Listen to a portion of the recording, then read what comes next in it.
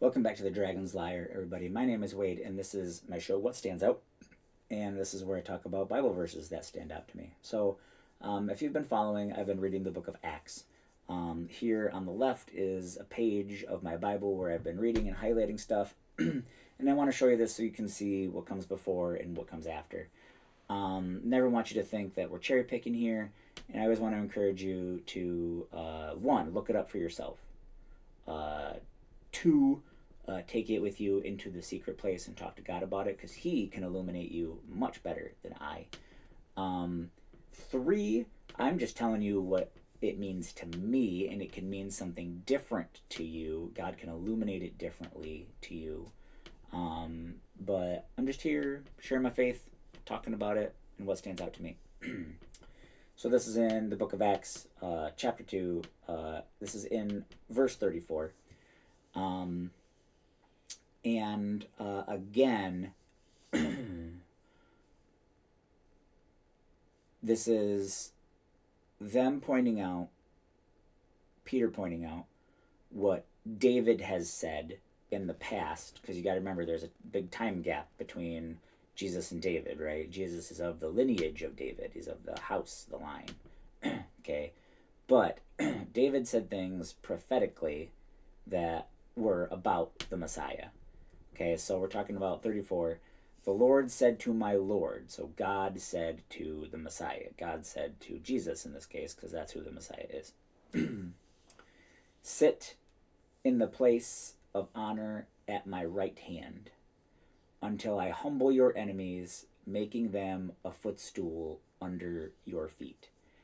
Okay, so this might not sound very interesting. This might not sound big or profound. To me, it is because I rely on Jesus. I spend a lot of time talking to Jesus. And Jesus can handle things like anxiety and depression and addiction and being oppressed by evil spirits and all kinds of stuff. If you think that you're not oppressed by evil spirits, there are all sorts of spirits at work. And I'm not one of those people that think like everybody's possessed, and I don't really. Okay, but I do know that there is an enemy of your soul. I do know that that enemy wants to rob, steal, and destroy. And I do know that that enemy is on the job, on the clock, at work, every moment of every day. I do know that. I do know we're supposed to take all thoughts captive. Okay, and I do know that we are supposed to resist the enemy. Because when we resist the enemy, he'll flee from us. All right? So I don't see enemies everywhere, but I know that there are enemies. And because I know that there are, I am vigilantly on watch. I have to protect myself, my wife, my children, my family, my future. I got too much to lose to not be vigilant and watch. Okay? Anyways, it's not what this is about.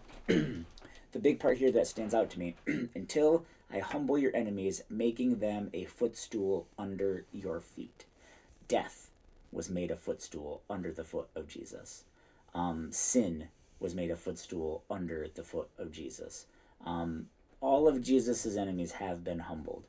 Now, there are enemies that are out in the world still today, and they will be dealt with in their own time, and God's got his own plan. But here's my point. If you think that something is bigger than Jesus, it's not. And it has been humbled, and it is a footstool under his feet. Anything, doesn't matter what it is. Whatever giant you are facing that you think is bigger, Jesus has overcome that because Jesus has overcome the world. And he is at one with God and the Holy Spirit. They are three in one, and they are a trinity. And God is all powerful, so Jesus is all powerful, so the Holy Spirit is all powerful. And your enemies, the things that you struggle with, the things that you face, are not as big as God. And he just wants a relationship with you. He just wants to love you and spend time with you.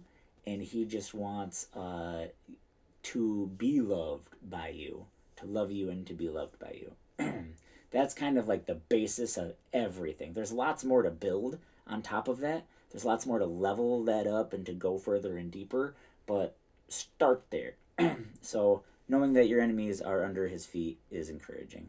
We here at the Dragon's Lair want to say thank you for spending your time with us at the Dragon's Lair, and the gospel will not be silenced.